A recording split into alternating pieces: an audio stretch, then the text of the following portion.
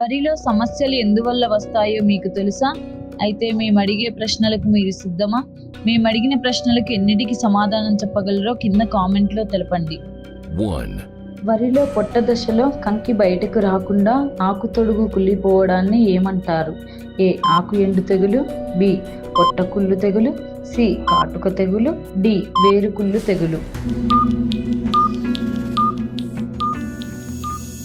Answer B. పొట్ట కుళ్ళు తెగులు. 2. ఆకులపై సమాంతరంగా తెల్లటి గీతలు కనిపిస్తూ దూరం నుండి చూస్తే పొలం తెల్లగా మెరుస్తున్నట్లు అనిపిస్తే అది ఏ పురుగు ఉధృతి?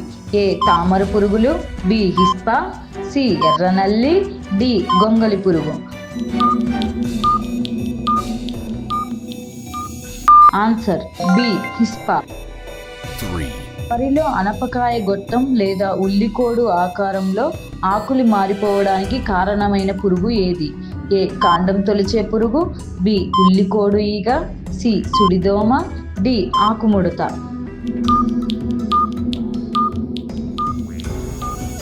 Answer B. ఉల్లికోడు ఈగ. 4. వరి పొలంలో నత్రజని ఎరువులు అధికంగా వాడడం వల్ల ఏ తెగులు త్వరగా వ్యాపిస్తుంది? ఏ. అగ్గి తెగులు, బి. వేరుకుళ్ళు తెగులు, సి. పొలుసు తెగులు, డి. ఏదీ కాదు. ఆన్సర్ ఏ. అగ్గి తెగులు. 5.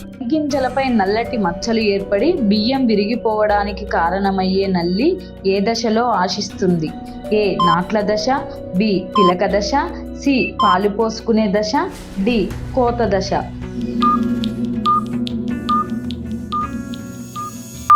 Answer C. పాలు పోసుకునే దశ. మేము అడిగిన ప్రశ్నలకు ఎన్నిటికి సమాధానం చెప్పారో కింద కామెంట్లో తెలపండి. Subscribe now and press the bell icon. Never miss an update.